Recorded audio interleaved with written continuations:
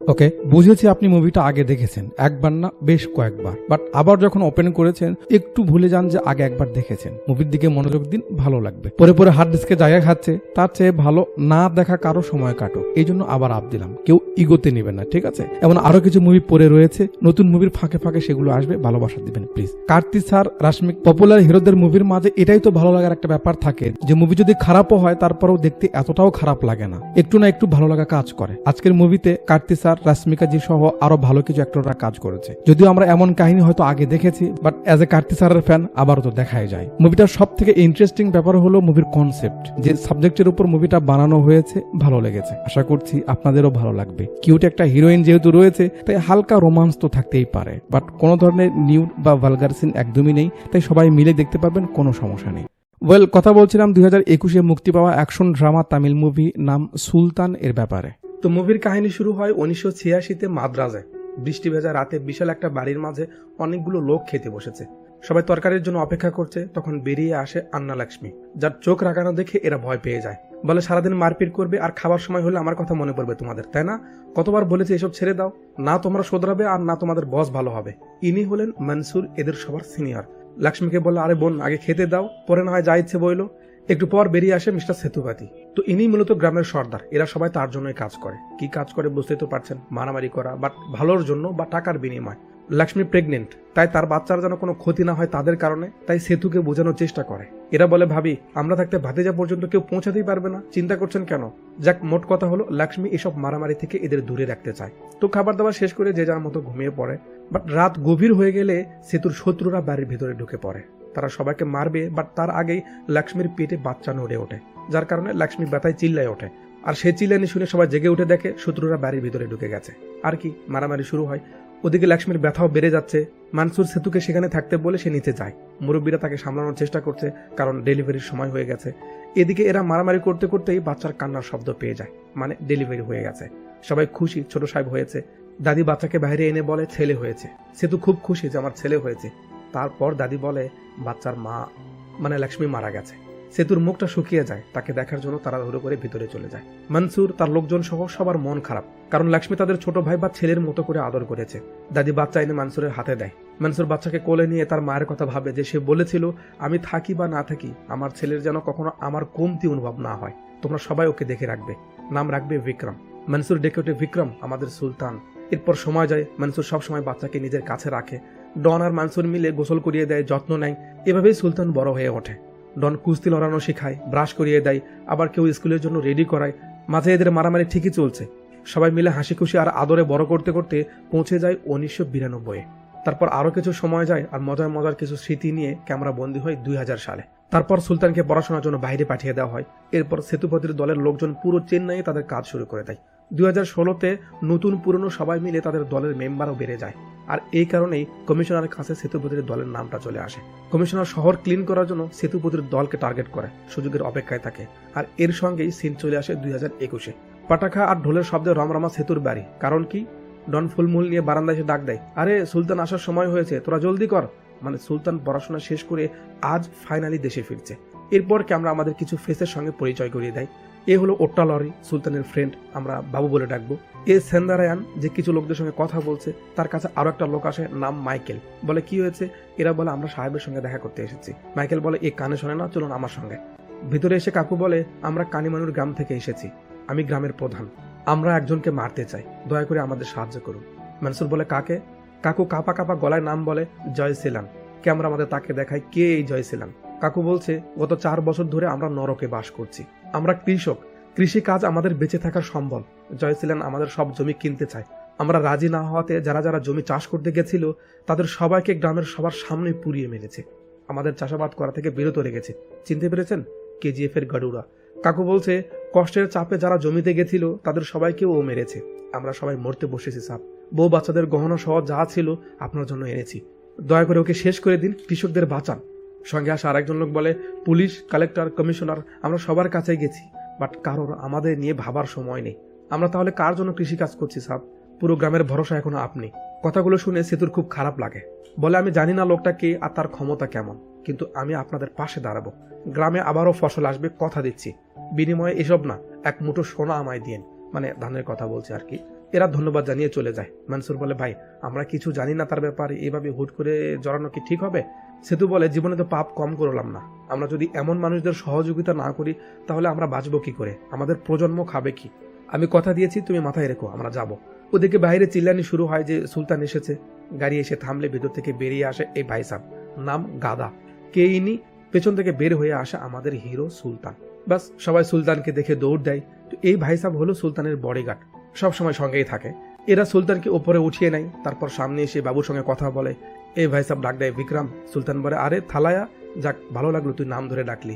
মানে সবাই ভালোবেসে সুলতান বলে, কেউ নাম ধরে ডাকে না। একজন বলে, কিরে তুই নাম ধরে ডাকলি যে? থালায়া বলে, কেন, ওর নাম কি ওইটা না? এর লুক আর রিয়াকশন দেখে তো স্পষ্ট বোঝা যাচ্ছে এ ঘাড়তেরাদের দলে, সুলতানকে দেখে জ্বলছে।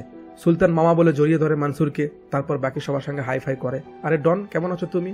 তারপর বাবার কাছে যায়। বাবা তুমি কেমন আছো? ভালো আছি বেটা, এখন তুই এসেছিস না? এটা সুলতানের কলেজের ফ্রেন্ড। ডন বলে, সুলতান এবার তুমি কতদিন আছো?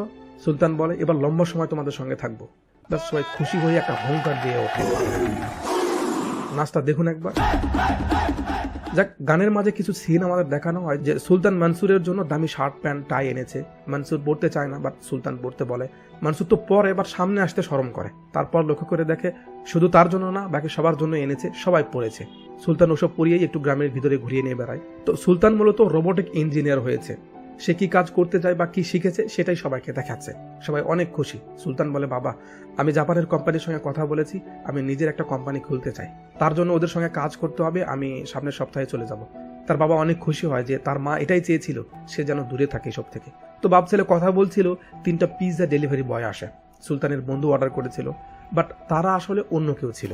বাটুল বের করে মারা শুরু করে, যার একটা এসে লেগে যায় সুলতানের বাবার হাতে। গাদা সুলতানকে বাঁচায়, বাট অন্য কিছু লোকজন সেখানে আহত হয়। সুলতান এমন কিছু এক্সপেক্ট করেনি, খুব অবাক হচ্ছে। সেতুকে নিয়ে যাওয়া হয় ভেতরে, এদের ধরার আগে এরা পালিয়ে যায়। সিন চলে আসে হসপিটালে।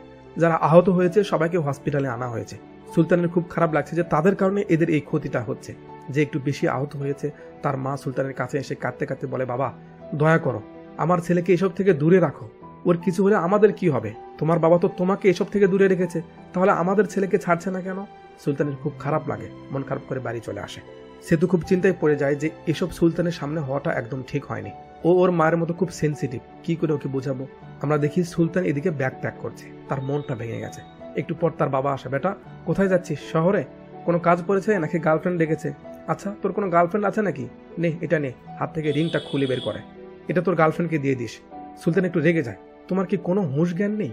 ওদিকে তোমাকে বাঁচাতে গিয়ে কিছু মানুষ হসপিটালাইজড হয়েছে, আর তুমি? সেতু বলে, বেটা তোকে বললেও তুই বুঝবি না এসব। সুলতান বলে, না আমি বুঝতে চাই না, কেন তোমরা এসব ছেড়ে দিচ্ছ না? সুলতানের বাবা বলে, বেটা আমরা এসব কাজ এখন থেকে করছি না, অনেক আগে থেকে করছি, চাইলেও ছাড়তে পারবো না, আমরা বাঁচবো না। আর বলছিস আমার জন্য? এদের মাঝে কজনার ঘর বাড়ি আছে, কজনার পরিবার আছে, ওরা সবাই এটাকেই নিজের বাড়ি মনে করে। তুই আমার রক্তের সন্তান, বাট আমি ওদেরকে দত্তক নিয়েছি তোরও জন্মের আগে, ওরাও আমার বাচ্চার মতোই। সুলতান বলে, কোনটার মা হসপিটালে যেভাবে আমার দিকে তাকিয়েছিল, তার অভিযোগ ভরা চোখ আমি ভুলতে পারছি না বাবা। আমি সকালবেলা চলে যাব, আর কখনো ফিরে আসবো না এখানে, এই বলে বাইরে যেতে থাকে। সুলতানের বাবার মনটা তো খারাপ, ডাক দেয়, বেটা যেখানে মন চায় চলে যা, যা মন চায় কর, বাট মনে রাখিস এটা তোর গোড়া, এখানে তোকে আসতেই হবে। আর যাদের গুন্ডা ভাবছিস না, এরা তোকে কতটা ভালোবাসে তা হয়তো তুই জানিসই। এরা মূর্খ মানুষ, কখনো যদি তোর প্রয়োজন পড়ে একটু পাশে এসে দাঁড়াস, এটাই তোর কাছে আমার শেষ চাওয়া। সুলতান কিছু না বলেই চলে যায়। সেতুর মনটা খারাপ, রাতে খুব ভাবে, আর সেই ভাবনার সঙ্গেই সিন চলে আসে সকালে। সুলতান এখনো ঘুমাচ্ছে, মনসুর এসে আলতো করে পায়ে হাত দেয়, বেটা সুলতান। সুলতান জেগে ওঠে, আরে মামা কি করছো তুমি? মনসুর কোনো কথা বলে না, হালকা ইশারা করে। সুলতান লক্ষ্য করে দেখে মনসুরের চোখ থেকে পানি পড়ছে। লাফিয়ে উঠে বাইরে এসে দেখে কান্নার ঢল নেমে গেছে, সবাই পাগল হয়ে গেছে। সুলতান বাবার রুমে গিয়ে দেখে তার বাবার দেহটা পড়ে আছে। কাল রাতেই মারা গেছে তার বাবা। পাশে বসে আলতো করে হাতটা একবার ধরে। দাহর জন্য রেডি করা হয়, লোকজন আসে। ইনি সুলতানের পারিবারিক লয়ার, আর ইনি সম্ভবত পুলিশ কনস্টেবল। লয়ার বলে, বেটা গত রাতে যে শুট আউট হয়েছিল তা অন্য কেউ না, পুলিশরা করেছে, ওরা পুলিশের লোক ছিল। ইনি বলেন কমিশনার অনেক আগে থেকেই প্ল্যান করে আছে, তোমার বাবা যেহেতু এখন নেই, এখন তার টার্গেট দলের বড় বড় যারা আছে এদের প্রতি। সুলতান ব্যাপারটা ভেবে ভয় পায় যে এখন তো সে ছাড়া এদের কেউ নেই। সিন চলে আসে কমিশনার অফিসে। আমরা দেখি সুলতান এখানে এসেছে। সুলতান বলছে, স্যার সেতুপতির উপর হামলা করার সাহস এলাকার কারণেই, এটা পুলিশ করেছে আমি জানি। ওরা যদি জানে এখানে কার হাত রয়েছে, কনস্টেবল আর কমিশনারের মাঝে তফাৎ দেখবে না। কমিশনার বলে, ভয় দেখাচ্ছ আমাকে? একটা ফাইল সামনে রেখে বলে প্রতিদিন 10টা করে রিপোর্ট আসে তোমাদের লোকের নামে, আমি আর বরদাস্ত করব না। সুলতান বলে স্যার আপনি ওদের শেষ করতে চাইছেন আর আমি ওদের শোধরাতে চাইছি, প্লিজ আমাকে 6 মাস সময় দিন, আমি ওদের পরিবর্তন করব। ওদিকে থালায়ার সেতুর চেয়ার দেখে লোভ বাড়ছে, চেয়ারে বসে লিডার হওয়ার স্বপ্ন দেখছে। যাক সে স্বপ্ন দেখুক, সে অধিকার আপাতত তারা আছে। কমিশনার মজা নিয়ে বলে ওদের পরিবর্তন করবা তুমি, যদিও এটা সম্ভব না, বাট তুমি যেহেতু কাছের মানুষ তাই একবার ট্রাই করে দেখো। বাট এর মাঝে যদি একটা কমপ্লেনও ওদের নামে আসে আমি তাকে ছাড়বো না। সুলতান বলে ঠিক আছে স্যার, ধন্যবাদ দিয়ে বেরিয়ে যায়। সুলতানের বাড়ির ফোন বেজে ওঠে, মনসুর রিসিভ করলে ওপার থেকে সেই গ্রামের প্রধান বলে ভাই আপনারা কবে আসবেন, আমাদের লোকেরা ধৈর্যহারা হয়ে গলায় দড়িয়ে নিচ্ছে, একটু তাড়াতাড়ি করুন না ভাই। মনসুর 20টা লোক নিয়ে গোপনে এদের যেতে বলে যেন সুলতান টের না পায়। বাট এই ঘাড় তেরা ঝামেলা পাকায়। না আমরা জানি না কে না কে কিসের জন্য যাব, যে কথা দিয়েছিল সে তো নেই। এর কথা শুনে মাইকেল রেগে যায়, আবে তুই সিদ্ধান্ত নেওয়ার কে? তো এদের আবার নিয়ম হলো যদি কোনো সিদ্ধান্তে কেউ অমত করে তাহলে মতের পক্ষে থাকা একজনের সঙ্গে লড়াই করতে হবে, যে জিতবে তার কথা শোনা হবে। বাস দুজন লেগে পড়ে। অবভিয়াসলি এই মাইকেলের সঙ্গে পারবে না। তখনই আবার সুলতান এসে দেখে এরা লড়ছে, সে খুব রেগে যায়। তোমাদের কোনো ধরনের মারামারি আর চলবে না, আমি এখন থেকে এখানেই থাকবো। কি করার, সবাই চুপচাপ থাকে। বাট যেতে যেহেতু হবেই তাই মনসুর রাতে যাওয়ার প্ল্যান করে যখন সবাই ঘুমাবে। সুলতানের ফ্রেন্ড বলে কি বলছিস তুই থাকবি মানে? তোর সামনে উজ্জ্বল ভবিষ্যৎ আর তুই এখানে থাকবি? সুলতান বলে বাবা ছাড়া এদের আর কেউ নেই, আর না এরা ছাড়া আমার কেউ আছে। আমি চলে গেলে হয়তো বড় হব, বাট এই মানুষগুলো ধুকে ধুকে মরবে, আমি এটা সহ্য করতে পারবো না। তুই সকালে চলে যাস। একটু পর সবাই ঘুমিয়ে পড়লে এরা বের হচ্ছিল যাওয়ার জন্য। বাট সুলতান দেখে ফেলে কি হচ্ছে এখানে। সুলতানের হাত থেকে বাঁচতে বাবু কাহিনী বলার প্ল্যান করে, কি যে কানিমানুর গ্রামে তার একটা কাজিন আছে, তো তাকে দিয়ে তার বিয়ের কথা চলছে, তাকে দেখার জন্য যাচ্ছে। সুলতান বলে বাট এত রাতে কেন? বাবু বলে ভাই যেতে তো সময় লাগবে, তাই এখনই বের হচ্ছে। সুলতানের মনে পড়ে লয়ার বলেছে যদি এদের শোধরাতে চাও তবে আগে এদের এখান থেকে তাড়াতে হবে, অন্য কোথাও নিয়ে যেতে হবে। সুলতান বলে ঠিক আছে, তোর বিয়ে যখন তাহলে আমরা বাকি থাকবো কেন? মোট কত লোকজন বাড়িতে? বাবু বলে 100 জন। সুলতান বলে আমরা সবাই যাব, চলো। মনসুর বলে বেটা বিয়ে ওর, আমরা গিয়ে কি করব? সুলতান বলে আরে মামা এতদিন পর ফাংশন হচ্ছে, আমরা মিস করবো কেন, চলো বেরিয়ে পড়ো। রাতের ট্রেনে চলে আসে সালেমে। সিন চলে আসে সকালে সেই গ্রামে। একটা লোক তাড়াহুড়ো করে আসছে আর সবাইকে ডাকছে যে এ খবর আছে, তাড়াতাড়ি এসো, মাদ্রাজের গুন্ডারা এসে গেছে, আমাদের আর ভয় নেই। সবাই ম্যারেজ হলে উঠেছে। গ্রামের প্রধান এসে বলে শোনো সবাই, ওরা আমাদের মেয়ে দেখতে এসেছে, এমন প্ল্যান করেছে আমরা। কোনোভাবে যদি জয়সিলান জানতে পারে আমরা তাকে মাত্র লোক দেখেছি, সব শেষ হয়ে যাবে, তাই সবাই স্বাভাবিকভাবেই থাকবেন। সেখানে থাকা একটা লোক বলে বাহ খুব ভালো প্ল্যান, জয়সিলান জানলে আগে তোমাদের মারবে, তারপর বাকি কথা। তো ইনি হলেন নেগেটিভ বাবু, মানে যে কোনো কাজে সে শুধু উল্টোটা বলে। যাক এরা ভিতরে এলে মনসুর সবাইকে বলে যে করেই হোক সুলতান যেন না জানে আমরা এখানে কাউকে মারতে এসেছি। বিকেলে সুলতান সবাইকে হলের মধ্যে বন্দি করে রেখে বাবু আর মনসুরকে সঙ্গে নিয়ে পাত্রী দেখার জন্য বেরিয়ে যায়। চলে আসে গ্রামে। ভিতরে এসে সুলতান বলে আরে তোর আত্মীয় তো ভালোই বড় লোক মনে হচ্ছে। যাক একটু পর মেয়ে আসে। এন্ট্রি হয় আমাদের হিরোইন রুকমানির। মেয়েকে দেখে তো ভাই অবাক, দাঁড়িয়ে যায়, এত সুন্দর মেয়ে এখানে। মনসুর হাত ধরে টানছে, বেটা তোর জন্য নয়, বসে যা বেটা। এই সুলতান। সুলতানের যেন হুঁশ নেই, মাথায় হাত দিয়ে বসে পড়ে, কপাল, এই মেয়ে এই কালুয়ার কাজিন। রুকমানি যখন বাবুর সামনে আসে শরবত দিতে, বাবু তাকে দেখে মনে মনে বলে শালা, এমন খালাতো বোন যদি থাকতো কবে আমি সাদা হয়ে যেতাম। শরবত সুলতানের কাছে নিয়ে আসে। সুলতান আফসোসের চোখে চেয়ে থাকে, ওপরওয়ালা কার ভাগ্যে কি দিতেছো তুমি, একবার চেয়ে দেখো আমার দিকে, বসে আছে আমি। তো ইনি হলেন রুকমানির মামা, যে বলছে বাবা কোনো কথা গোপন না রেখে সরাসরি আমাদের বলো, কি তোমার মেয়ে পছন্দ হয়েছে? সুলতান প্রে করছে যেন না হয়। বাবু একটু ভাবার ভাব নিয়ে বলে আমার মেয়ে পছন্দ না। বাস সুলতান শক খেয়ে যায়, কি?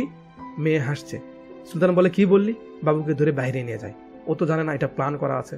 বাবুকে বাইরে নিয়ে বলে তোর সত্যি মেয়েটাকে পছন্দ না? বাবু বলে হ্যাঁ আমার পছন্দ না, বারবার জিজ্ঞেস করে। তারপর সে ফিটফাট হয়ে ভিতরে আসে, নিজের ব্যাপারে বলতে থাকে, আমার নাম বিক্রম, রোবোটিক ইঞ্জিনিয়ার, আমি মাসে 3 লাখ টাকা কামাই, পরিবারে এরা ছাড়া আমার আর কেউ নেই, খুব তাড়াতাড়ি নিজের কোম্পানি শুরু করতে যাচ্ছি। মামা বলে বেটা বাট এসব আমাদের বলছো কেন? সুলতান রুকমানির দিকে একটু চেয়ে থেকে বলে ও বলেছে ওর নাকি মেয়ে পছন্দ না, কিন্তু আমার খুব পছন্দ হয়েছে। রুকমানির বাবা, মনসুর, বাবু সবাই হা করে ওঠে, কি হলো এটা? বাবুর রিয়াকশনটা দেখুন।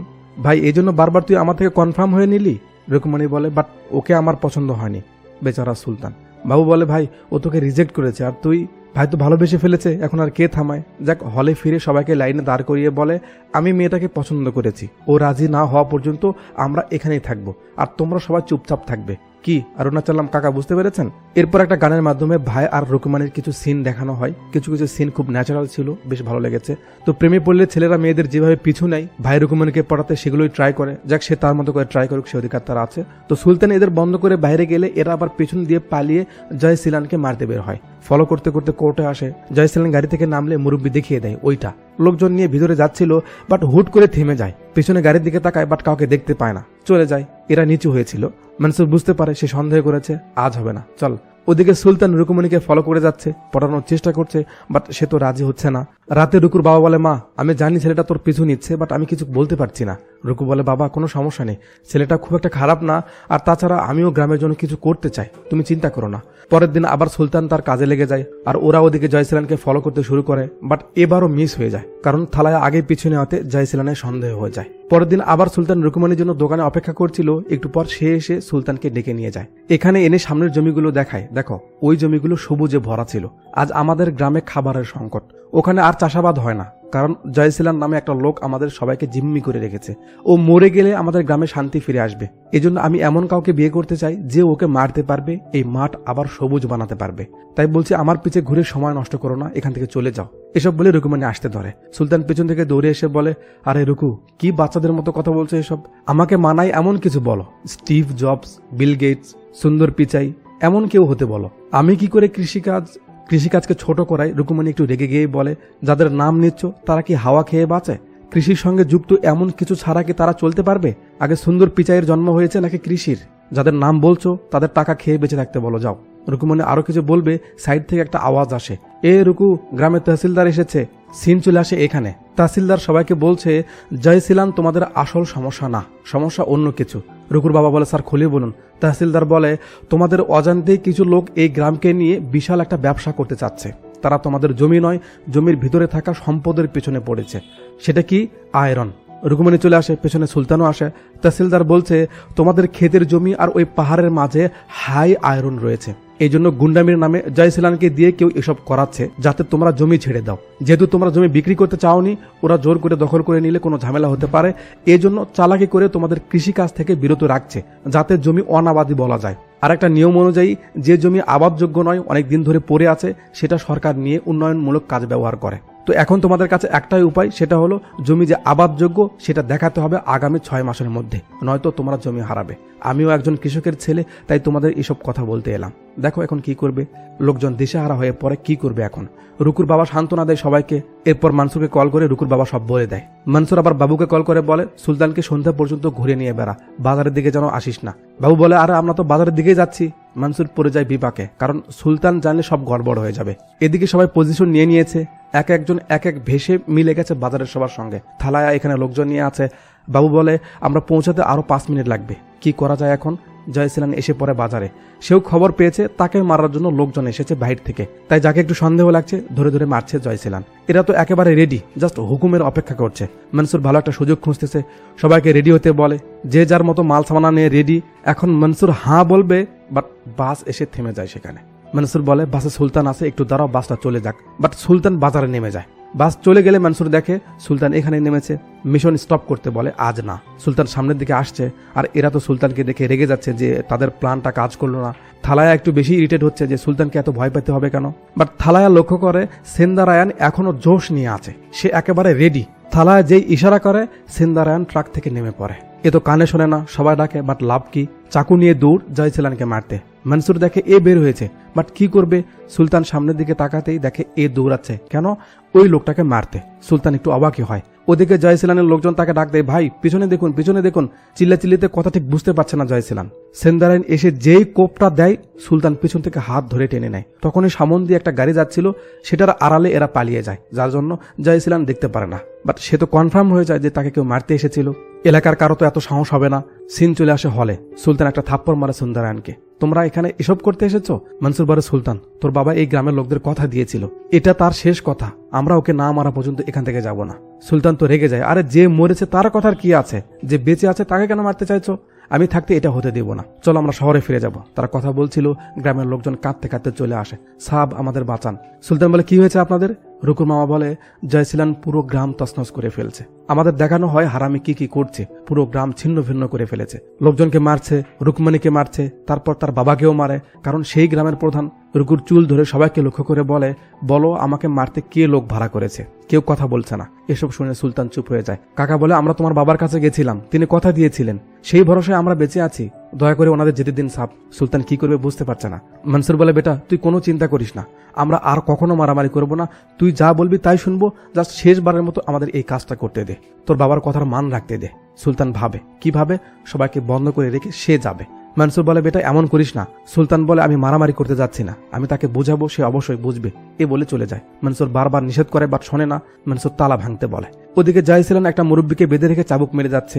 একটু পর সুলতান গ্রামের ভেতরে আসে, দেখে গ্রামের অবস্থা খুবই খারাপ। সুলতানকে দেখে এদের মনে একটু আশা জন্মে। কাছে এলে জাইসিলানের লোক বলে, ভাই ও আপনাকে বাঁচিয়েছিল। ওদিকে মনসুর তার লোকজন নিয়ে হাজির। জাইসিলান পেছনে ঘরে, তারপর বলে, আমি সব খোঁজ নিয়েছি, এলাকায় নতুন কিছু লোক এসেছে, তুই আমাকে বাঁচিয়েছিস তাই ছেড়ে দিচ্ছি, এটা তোর সমস্যা না যে তুই সমাধান করতে আসবি, তোর লোকজন নিয়ে এখান থেকে চলে যা, কে আমায় মারতে এসেছিল আমি এদের থেকে বের করে নেব।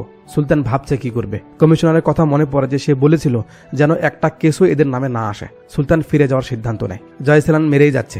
চাবুকের শব্দ শুনে সুলতানের ভিতরে লাগছে, বাট সে দূরে থাকতে চায়। লোকজনের আহাজারি তার চোখের সামনে ভেসে ওঠে। মনসুর বলে, সুলতানকে আমি দেখে নিব, তোরা ওকে শেষ করে দিবি। চাবুকের শব্দ ডিস্টার্ব করছে সুলতানকে, বাস এরা দৌড় দেয়। জাইসিলান যে আবার চাবুকটা মারার জন্য উঠায়, সুলতান ধরে ফেলে। সুলতান রেগে যায়। ওরা আসার আগেই চাবুকটা ধরে একটা চটকানা দেয়। জাইসিলান উড়ে আসে। সুলতান আবার তাকে ধরে মারে একটা আসার। জাইসিলান ফুটবলের মতো লাফিয়ে ওঠে। এটা দেখে এরা তো থেমে যায়। দাদু দাঁড়িয়ে যায়, এবার কাজ হবে। সুলতান চাবুকটা নিয়ে নেয়, তারপর সবাইকে মারা শুরু করে। এরপর এই মালটা নিয়ে ধামাধাম মারা শুরু করে। তারপর যখন এভাবে একজনকে উঠিয়ে ধরে, এরা সে একটা হুঙ্কার দিয়ে ওঠে। পেছনে মিউজিক আর সুলতানের মায়ের, তার সঙ্গে এদের এনার্জেটিক হুঙ্কার।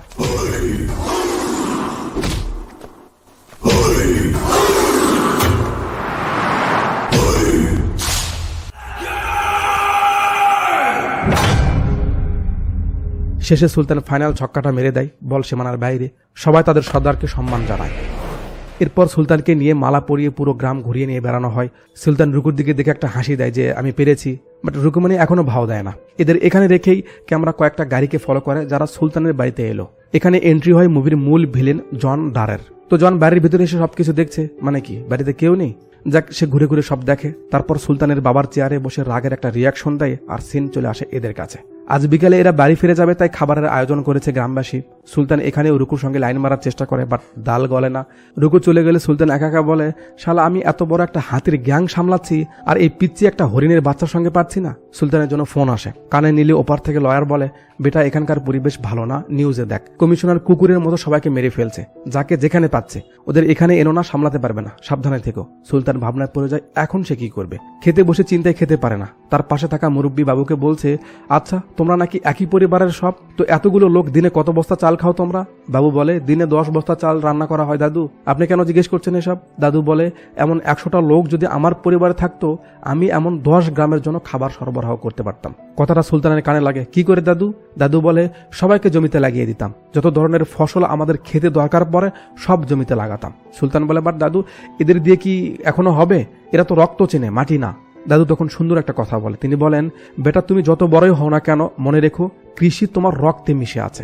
তুমি পারো না এর মানে এই না যে পারবে না। তোমার রক্তে মিশে আছে কৃষি, মাঠ, ধান, অবশ্যই পারবে। কঠিন কথা।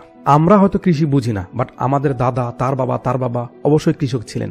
আমাদের এটা ভোলা উচিত নয়। যাক, বিকেলে একটা জনসভার আয়োজন করে গ্রামবাসী। রুকুর বাবা সুলতানের বাবার অনেকগুলো তারিফ করে, সবাই খুশি হয়, তালিবালি মারে।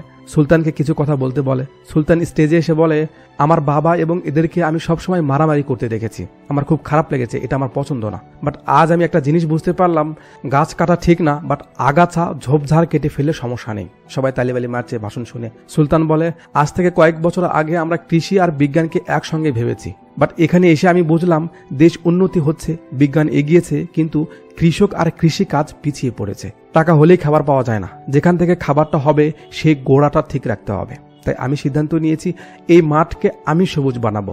হ্যাঁ, আমি চাষ করব। এবার এরা তালি মারতে পারছে না, কারণ এ কি বলল এদের উপর দিয়ে গেল। সবার কনফিউশন দেখে সুলতান বলে, আমি সিদ্ধান্ত নিয়েছি আমার লোক সহ আমি এখানে আরো 5 মাস থাকবো, আপনাদের সঙ্গে কৃষি কাজ করব। বাস, এটা শুনে ঝটকা খেয়ে যায় এরা। এ কি বলছে এসব? কৃষিকাজ, তাও আবার আমরা? কানাঘষা শুরু হয়। সুলতান বলে, আপনারা আমাদের সন্তান ভেবে আপনাদের কিছু জমি আমাদের বন্ধক দিন, আমরা চাষ করে আপনাদের দেব। রুকুর দিকে লক্ষ্য করে বলে, কৃষিকে ছোট করে দেখতে নেই, আমি বুঝতে পেরেছি। এরা তো হতাশ হয়ে পড়েছে, এ কি বলছে এসব?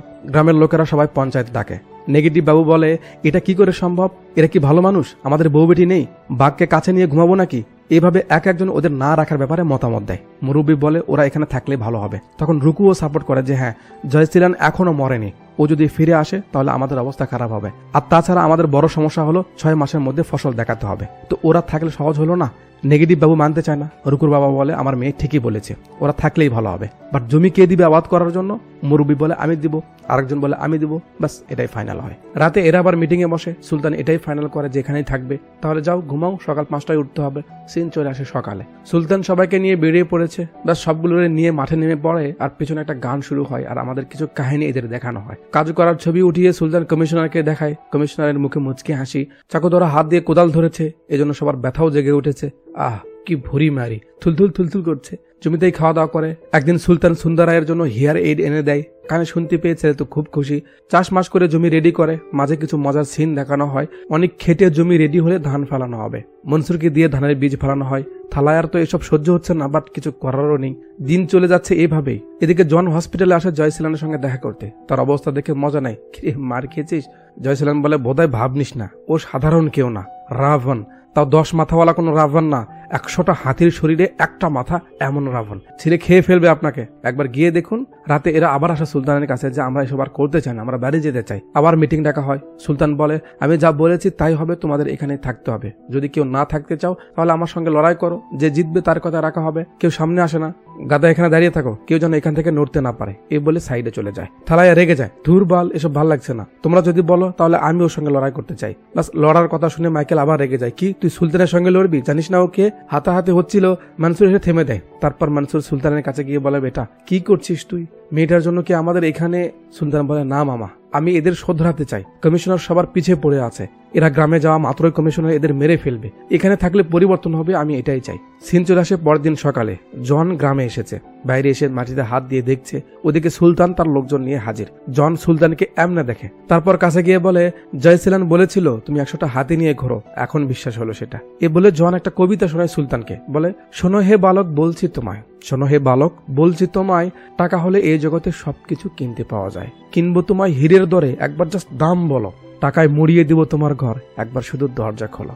সুলতান বলে প্রথম কথা হলো এরা আমার লোক নয়, এরা সবাই আমার বড় ভাই। এরপর রডটা নিয়ে মাটিতে ঢুকিয়ে দিয়ে বলে দ্বিতীয় কথা হলো যতটুকু রডের মাথা ভেতরে গেছে এতটুকু মাটিও তুই এখান থেকে সরাতে পারবি না, চল যা এখান থেকে।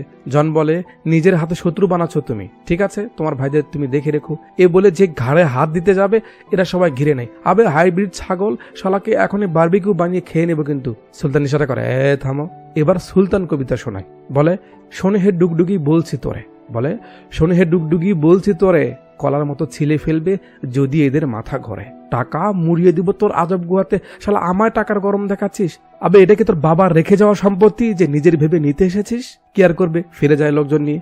বাট জমি তো আর ছাড়ছে না, তাই বড় প্ল্যান করার কথা বলে তার বিয়েকে। সিন চলে আসে পরদিন সকালে। আমরা দেখি মাইকেল একটা ছেলের পিছু নিয়েছে। একটু পর তাকে ধরে মারছিল। তার মা এসে বাধা দিলে মাইকেল শোনে না। গ্রামের মানুষ তো এমনিতেই এদের দেখে ভয় পায়, কানাকানি শুরু হয়ে যায়। সেখান থেকে একটা মেয়ে কাঁদতে কাঁদতে যাচ্ছিল আর সুলতান আসছিল। একটু সামনে এসে দেখে মাইকেল মারামারি করছে। সুলতান দৌড়ে এসে তাকে থামানোর চেষ্টা করে। সাইডে থাকা পাওয়ার টিলারের বেল্ট নিয়ে তাকে মারতে থাকে। তখন মাইকেল ছেড়ে দেয়। সুলতান খুব রেগে যায় যে ভালো হবে না তোমরা, নেগেটিভ বাবু তো আছে উল্টাপাল্টা কথা বলার জন্য। সুলতান রাগ করে চলে যায়। থালায়ার ভাব দেখে মনে হচ্ছে পেঁয়াজ একটা লাগাবে। রাতে সুলতান মাইকেলকে গ্রামে ফিরে যেতে বলে। খুব রাগ করে যে আমি ওনার আর মুখ দেখতে চাই না। থালায়া আস্তে আস্তে সুলতানের পাশে বসে বলে সুলতান মাইকেল তো এমনি এমনি এমন কিছু করেনি, হয়তো কিছু একটা হয়েছে, সেটাকে শোনো। তখন একটা আন্টি তার মেয়েকে সঙ্গে নিয়ে এসে বলে বাবা ওনার কোনো দোষ নেই, ওই ছেলেটা আমার মেয়েকে সব সময় পেরেশান করতো, আজ উনি সময় মতো না থাকলে সব শেষ হয়ে যেত। সুলতান অনেক বড় একটা ঝটকা খায়, কারণ এসব না ভেবে সে সবার সামনে ওকে অপমান করেছে। সবার সামনে বললে মেয়েটার সম্মান যেত, এই জন্য মাইকেল চুপ ছিল। সুলতান ভুল করে ফেলেছে। মাইকেলের কাছে গিয়ে সরি বলে আমি রেগেছিলাম, এই জন্য কিছু ভাবতে পারিনি। মাইকেল একটা রাগের লুক দিয়ে সেখান থেকে চলে যায়। ব্যাস, থালা এত সুযোগ পেয়ে গেল। মাইকেলকে উস্কাতে থাকে যে তারা কেন তার কথা শুনছে, এটা সেটা হ্যান ত্যান। মাইকেল চুপচাপ শুনে যাচ্ছে। পরের দিন খুব সকালে মুরব্বী একটু হাঁটতে গেছে জমির দিকে, দেখে ধানের চারা গজিয়েছে। তারা হুড়ো করে সবাইকে ডেকে আনে। গ্রামের সব লোকজন জমা হয়ে গেছে। সবাই চারা দেখে খুব খুশি। মুরব্বী ধন্যবাদ জানায় সুলতানকে যে তার জন্য এসব হয়েছে। রুকুরও এখন পছন্দ হয়ে গেছে সুলতানকে। তার বাবার সঙ্গে কথা বলতে বলে ভাই তো এখন খুব খুশি, তো ভাই যখন খুশি তাহলে ভাই একটু ডিজে বাজুক। কোথাকার ডিজে বে? আরে সুলতান ভাই আপনার জন্য ঢাকা থেকে ডিজে আনছি। আচ্ছা তো ডিজে বাজুক, এর মাঝে আমরা একটু সামনে যাই। বিয়ের কথা ফাইনাল হয়, ধান কেটে বিয়ে, আপাতত ঘোরো মেয়েকে নিয়ে। এরপর আরেকটু নাচাগানা হয়। তারপর সুলতান গ্রামে সোলার লাইটের ব্যবস্থা করে দেয়। মনসুর বলে, তুই করে দেখালি বেটা, মনেই হচ্ছে না এরা রক্ত খাওয়া খুনি ছিল কখনো। এর মাঝেই কেটে যায় 5টা মাস, কয়েকদিনের মাঝে ধান কাটা পড়বে। পরের দিন সিন চলে আসে রেজিস্ট্রেশন অফিসে। মনসুর বাইরে বসে আছে। একটু পর লয়ার বের হলে মনসুর বলে, আরে লয়ার সাহেব, কি ব্যাপার, আপনিও এখানে, কি হয়েছে নাকি? লয়ার বলে, আমার কাজ মনে হয় শেষ মনসুর ভাই, আপনাদের সবার নামে 2 একর করে জমি কিনে দিয়েছে সুলতান। মনসুর অবাক হয়, কি বলছেন? এসবের জন্য তো অনেক টাকা দরকার, এতগুলো টাকা ওর কাছে? লয়ার বলে, সুলতান ওর বাড়ির জায়গা, বাড়ি গাড়ি যা যা ছিল সব বিক্রি করে দিয়েছে। মনসুর চমকে ওঠে, কি বাড়ি বিক্রি করেছে? সুলতানও আসে, কি মামা খুশি হনি তুমি? মনসুর বলে, বেটা না না না না, তুই এটা মোটেও ঠিক করিসনি, তোর বাবার শেষ স্মৃতি ছিল না, এটা আমার একদম ভালো লাগলো না। সুলতান বলে, মামা আমার বাবার স্মৃতি তো তোমরাই, আমি জমি দিয়ে কি করব, তোমরাই তো আমার বড় সম্পদ। মনসুর অবাক হচ্ছে কথা শুনে। লয়ার বলে, শুধু এইটুকুই না মনসুর, ওর কোম্পানি শুরু করার জন্য যে টাকা জমিয়েছিল সেগুলোও সব দিয়ে দিয়েছে। সুলতান লয়ারকে বলে, আরে কাকা থাক না ওসব, যান আপনি এখান থেকে যান। একেই বলে লিডার, নেতা। মনসুর কি বলবে বুঝতে পারছে না। সুলতান বলে, মামা কেন চাপ নিচ্ছ? আমি তো যে কোনো কিছু করেই চলতে পারবো, বাট আমার ভাইদের কি হবে? বাবাকে কথা দিয়েছিলাম ওদের পাশে থাকবো, ওদের তো আর কেউ গুন্ডা বদমাইশ বলতে পারবে না, ওরা এখন কৃষক, খেটে খাওয়া মানুষ। মনসুর আর নিজেকে ধরে রাখতে পারে না, সুলতানকে জড়িয়ে ধরে কান্নায় ভেঙে পড়ে যে এই বয়সী একটা ছেলের মন এত উদার। রাতে বাসে করে গ্রামে ফিরছিল, সুলতান একটু ঘুমিয়ে পড়ে মামার ঘাড়ে হেলানি দিয়ে। মনসুর সুলতানের দিকে তাকিয়ে ছোটবেলার কথা ভাবে যে এই সেই ছোট্ট ছেলেটা আজ কত বড় হয়ে গেছে। তো বাস চলতে চলতে হুট করে থেমে যায়। হেল্পার নেমে দেখে চাকা গেছে। সুলতানের ঘুমও ভেঙে যায়। মামা বলে, বেটা গাড়ির সমস্যা হয়েছে, নামতে হবে, যা। তো সুলতান নামার জন্য সামনে যাচ্ছে, মনসুরে উঠেছে। এই সময় দেখে একটা লোক চাকু বের করেছে সুলতানকে মারতে। মনসুর পেছন থেকে সুলতানকে সরিয়ে দেয়, যার কারণে চাকুটা এসে লেগে যায় মনসুরের বুকে। সুলতান চিল্লায় ওঠে, মামা। বাসে থাকা আরো লোকজন হামলা করে যাতে মনসুর আরো আঘাত পায়। গাদা আর সুলতান মিলে সবাইকে তো তাড়িয়ে দেয়, বাট আরো লোকজন পেছনে আসছিল। সুলতান গাড়ি নিয়ে টান দেয়, কিন্তু এরা পেছন থেকে আগুন ফেলে দেওয়াতে বাসে আগুন লেগে যায়। সুলতান এদিক সেদিক করে ক্ষেতের মাঝে দিয়ে গাড়ি নিয়ে আসে। তারপর মামাকে বাইরে নিয়ে যায়। এরা ভাবে এরা গাড়ির মধ্যেই আছে, এজন্য এখান থেকে চলে যায়। সুলতান ব্যস্ত হচ্ছে মামাকে হসপিটালে নেবে, বাট মনসুর বুঝতে পারছে তার আর সময় নেই। মনসুর বলে, কাঁদিস না বেটা, আমরা সব সময় তোর পাশে থাকবো, ওদের খেয়াল রাখিস। এ গাদা, আমার ছেলের খেয়াল রাখবি, ওর গায়ে যেন ফুলের টোকাও লাগে না। আর কিছু বলতে বলতেই মনসুর সুলতান মামাকে কোলে নিয়ে খুব কাঁদে, কারণ সে নিজের ছেলের মতো তাকে বড় করেছে। বাবার মৃত্যুতেও এতটা কাঁদেনি সুলতান, মনসুরের জন্য তার এত মায়া ছিল। এরা এখানে বসে টিভি দেখছিল, এদিকে লক্ষ্য করে দেখে এই অবস্থা। সবাই কান্নায় ভেঙে পড়ে। পুরো গ্রাম সহ সব মানুষজন অস্থির হয়ে পড়ে, কারণ মনসুর সবাইকে একসঙ্গে বেঁধে রেখেছিল। সকালে যে যার মতো মন খারাপ করে বসে আছে। একটু পর সুলতানের কাছে ফোন আসে। রিসিভ করলে ওপার থেকে জন বলে, হিরে গেছে একজন, এতদিন ভেবেছি তোকে মারতে পারলে পুরো টিম শেষ হয়ে যাবে, বাট এখন বুঝতে পেরেছি তোর দুর্বলতা কোথায়। তোর ভাইদের সামনে রাখিস, আমি চাককে ঢিল মেরেছি, এখন মাছি উড়বে আর মরবে। এরা এখানেই বসেছিল, বাট একটু পর লক্ষ্য করে দেখে কেউ এখানে নেই। কই গেল? সব পুরনো রূপে মাল সামানা নিয়ে বেরিয়ে পড়ে। সুলতান সামনে দাঁড়ায়, কি করছো তোমরা? এরা বলে, ও আমাদের সর্দারকে মেরেছে, আমরা চুপ থাকবো? সুলতান ঠান্ডা করার চেষ্টা করে যে বাকি কাজ শেষ হোক, তারপর দেখা যাবে। না, এরা কথা শোনে না। থালায় এসে উল্টোপাল্টা বলা শুরু করে, মরেছে তো আমাদের লোক, তোর কি? তুই তো তোর জন্য, মেয়েটার জন্য আমাদের বন্দি করে রেখেছিস। এভাবে আরো অনেকগুলো বাঁকা বাঁকা কথা বলে। সুলতানের খুব রাগ হয়, সে থালাকে মারতে শুরু করে। যা যা, ওকে মার, যা, মারলে সব সমাধান হবে। আবার থাপ্পড় দিতে যাবে, পেছন থেকে মাইকেল বলে ওঠে, দাঁড়াও। সুলতান পেছনে ঘুরে দেখে মাইকেল অন্য মোডে। মাইকেল বলে, আমরা যাব, তুমি যদি বাধা দাও তো চলো, লড়াই হবে, যে জিতবে তার কথা রাখা হবে। ডন রেগে যায়, কি বলছিস এসব? ও আমাদের সুলতান। থালায় ধমক দিয়ে ডনকে চুপ করিয়ে দেয়। সুলতানের খুব খারাপ লাগছে যে শেষে এভাবে কথা বলছে। তারপর আশেপাশে চেয়ে দেখে সবাই মাইকেলকে সাপোর্ট করছে, মানে সবাই চাইছে লড়াইটা হোক। কোনো উপায় না পেয়ে সুলতান রাজি হয়। সুলতানের খুব খারাপ লাগছে যে এরা তাকে বুঝতে পারছে না। লড়াই শুরু হওয়ার আগে সুলতান মাইকেলকে দেখে তার পুরনো কথা ভাবে যে সে একটু ব্যথা পাওয়াতে তার পা মালিশ করে দিয়েছিল।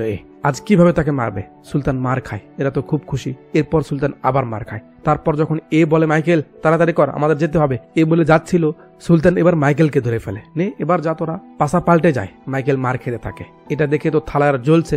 যাক, শেষে মাইকেল হেরে যায়। সুলতান হাত বাড়িয়ে দিলে মাইকেল ইগনোর করে। এরপর যখন শেষ কাজ করা হবে, সুলতান সেখানে গেলে থালায় অপমান করে যে তোর জন্যই উনি মরেছে, তুই আবার এখানে এসেছিস, যা এখান থেকে। মাথা কারো ঠিক নেই, তাই কেউ কিচ্ছু বলছে না। বেচারা সুলতান এইসব কিছু থেকে দূরে থাকে, দূর থেকে চেয়ে চেয়ে দেখে। এবার উপকারের শেষ প্রতিদান কি? রাতে সবাই গ্রাম ছেড়ে চলে যাচ্ছে।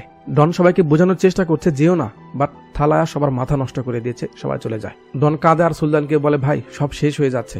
সুলতানও আর কিছু বলছে না, কারণ তারও মনটা ভেঙে গেছে। সন্ধ্যায় কানের মেশিনটা ফেরত দিয়ে চলে যায়। সুলতান বলে, ডন তুমিও যাও ওদের সঙ্গে, ওদের খেয়াল রেখো, ওরা যেন আর কোনো ঝামেলায় না জড়ায় দেখে রেখো। সবাই চলে যায়। গাদা আর সুলতান এখানেই থেকে যায়, অনেক রাত পর্যন্ত এখানেই বসে থাকে। রাতে রুকুমণি খাবার নিয়ে আসে। সুলতান, সকাল থেকে তুমি কিছুই খাওনি, একটু খেয়ে নাও। সুলতান বলে, কি খাবো রুকু, আমার যে ক্ষুধা লাগেনি। রুকু কথা না বাড়িয়ে সেখান থেকে চলে যায়। এদিকে জনের পিয়ে এই খবর জনকে দেয় যে সুলতান এখন একা হয়ে গেছে, তার সব লোকজন চলে গেছে। জন বানানো শুরু করে তার প্ল্যান। পরদিন সকালে রুকু সুলতানকে সান্ত্বনা দিচ্ছিল, প্লিজ মন খারাপ করে থেকো না, ওরা ঠিক ফিরে আসবে, ওদের ভুল বুঝতে পারবে।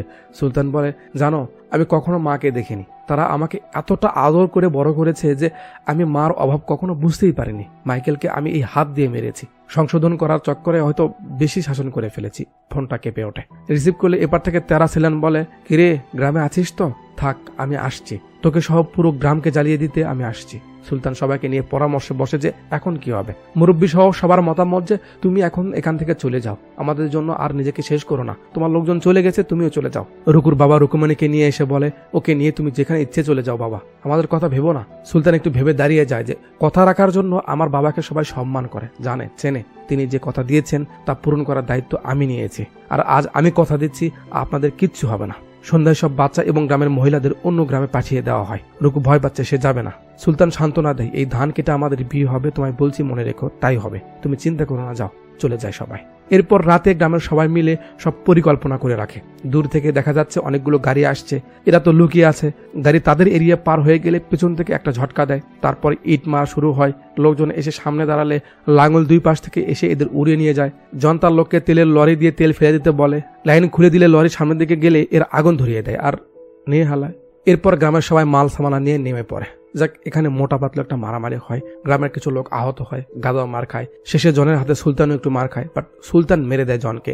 সবাই শেষ, এরা বসে থেকে একটু রেস্ট নিচ্ছে, কারণ ব্যথা পেয়েছে অনেক। একটু পর আবার গাড়ি আসে, জয়সিলান পুরো ট্রাক ভর্তি লোকজন, অনেকগুলো লোক নিয়ে সামনে দাঁড়িয়ে যায়। আবার এত লোকদের কি করে মারবে বুঝতে পারছে না। জয়সিলান আরো একটা ঝটকা দেয়, রুকুমণিকে ধরে এনেছে। রুকুমণি সুলতানের অবস্থা দেখে কাঁদতে থাকে যে তার অবস্থা খুবই খারাপ, রক্ত পড়ছে। সুলতান হাতিয়ার তুলে নেয়, আবার দাঁড়িয়ে যায়। গাদা সেখানেই ছিল, সেও হাতুড়ি উঠিয়ে নিয়ে দাঁড়িয়ে যায় সুলতানের সঙ্গে। জয়সিলান হুকুম দেয় তার লোকদের, তারা দৌড় দেয়। সুলতান গাদাকে বলে, এ গাদা, একটা লোক যেন আমাদের পার করতে না পারে। গাদা চিল্লাই ওঠে, আয় আয় ভেড়ার বাচ্চারা। লোকজন তেরে আসছে, এরাও রেডি হয়ে আছে। ঠিক এমন সময় ওপর থেকে একটা ভালা তীরের বেগে ছুটে এসে এদের 2-3 জনকে চিরে নিয়ে যায়। এদের দৌড় থেমে যায়, পা নড়া বন্ধ হয়ে যায়। জয়সিলান চমকে ওঠে, পরিবেশ শান্ত। সুলতানের পেছন থেকে সেই শব্দটা ভেসে আসে, কঠিন। সবাই চেয়ে আছে কি হলো। ক্যামেরার ব্লারনেস সরিয়ে আস্তে আস্তে বের হয়ে আসে যোদ্ধারা। বাস এদের দেখে তো ফেটে যায় কানার। মামাকে দেখে বলে, এবার এসে গেছে যোদ্ধারা, আয়, কতদূর আসবি আয়। সুলতান হালকা করে মাথাটা ঘুরিয়ে দেখে। সবাই কাছে এসে হাঁটু গিরে সম্মান জানায় সুলতানকে। দাদু গামছা মাথায় বাঁধে আর বলে, এবার একটা বিড়ি আমায় ধরাতেই হবে। মাইকেল বলে, সুলতান আমি বড় ভুল করে ফেলেছি, ক্ষমা করে দে আমায়। থালায় বলে, আমি সর্দার হতে চেয়েছিলাম, এখন আমি বুঝে গেছি লিডার হতে হলে কি কি গুণ থাকতে হয় তার মাঝে। চোখের পানি টলটল করছে থালায়ার, দয়া করে ক্ষমা করে দে আমায় সুলতান। সুলতানেরও চোখ আর বাধা মানছে না। অরুণাচলান বলে, উকিল সাহেব আমাদের সব বলার পর আমরা বুঝেছি আমরা কত বড় পাপ করেছি, এবারের মতো ক্ষমা করে দে ভাই। সুলতান আর কিভাবে মন খারাপ করে থাকে, সামনে থেকে লয়ারও এমন করে। এরপর মাইকেল আর থালায়া দুই সাইডে এসে বলে, গুন্ডামি ছেড়ে দিয়েছি, বাট আমি তো কৃষক, তার জন্য তো লড়তে পারবো নাকি। সুলতান হাত উঠিয়ে ইশারা করে আর বাঘের বাচ্চারা চিল্লায় ওঠে। চিল্লানি শুনে ভাই সাহেব দে দৌড়। জয়সিলানও ভয় পেয়ে যায়। ওদিক থেকে ওরা আসছে, এদিক থেকে এরা গেছে, ধামধাম ধামধাম ধরে ফেলছে। তারপর সুলতানের সামনে সব গাছের পাতার মতো পড়ে গেল, মানে নিমিষের মধ্যে সাবার করে দেয় এরা, সব শেষ। সুলতানকে ফলো করে স্ক্রিন অফ হয়ে যায়। আর পরের সিনে আমরা দেখি ধান কাটার জন্য সবাই রেডি, মাঠে নেমে পড়ে সবাই, ধান কাটা হয়, তারপর সেগুলো মারাই করে। সবাই এখন কৃষি কাজে নিজেকে ব্যস্ত করে নিয়েছে, তাদের লাগানো ধান বাজারজাতকরণে চলছে। আর এর সঙ্গেই হ্যাপি এন্ডিং দিয়েই মুভিটা এখানে শেষ হয়ে যায়। মনে রাখবেন আমরা কৃষির প্রধান দেশের মানুষ, তাই আমাদের কৃষি নিয়ে ভাবা উচিত, কৃষির নলেজ রাখা উচিত। আজ আমাদের বাজারের যে অবস্থা, জিনিসের যে দাম, বেশি সময় নেই হয়তো আমাদের দেশে হাহাকারে নেমে যাবে। মধ্যবিত্ত নিম্নবিত্ত মানুষগুলো বাজারে গেলে গলা শুকিয়ে যায়, জিনিসগুলো দেখে হাত দিয়ে নাড়ে, বাট দাম শুনে রেখে আসতে হয়। যারা সংসার চালায় তারা জানে কতটা কষ্ট হয়। আপনি যদি পরিবারের একটু হেল্প করতে পারেন সেটা অনেক কিছু। বাবা মারা তো তাদের কাজ করছেই, আপনি যদি নিজের যতটুকু জায়গা আছে তাতে সবজি বা প্রয়োজনীয় কোনো কিছু চাষের উদ্যোগ নেন, একবেলার প্রয়োজন মিটলেও সেটা অনেক কিছু। আরেকটা কথা মাথায় রাখবেন, ফিরে আসা সম্ভব, নিজেকে বদলানো সম্ভব যদি আপনি চান। এতক্ষণ পর্যন্ত আমার সঙ্গে থাকার জন্য আপনাকে অসংখ্য ধন্যবাদ। আচ্ছা, তো যাওয়ার আগে একটু কমেন্ট বক্সে হাত বুলিয়ে যায় না, আর ভিডিও ডিসক্রিপশন বক্সে আমার ফেসবুক আইডির লিঙ্ক দেওয়া রয়েছে, সেখানে গিয়ে একটু ফলো করে রাখেন। আর ওপরে যে হকারি করা হয়েছে ওটা নিয়ে সিরিয়াস হওয়ার কোনো দরকার নেই, ঠিক আছে? এতক্ষণ পর্যন্ত আমার সঙ্গে থাকার জন্য আপনাদের সবাইকে অনেকগুলো ধন্যবাদ।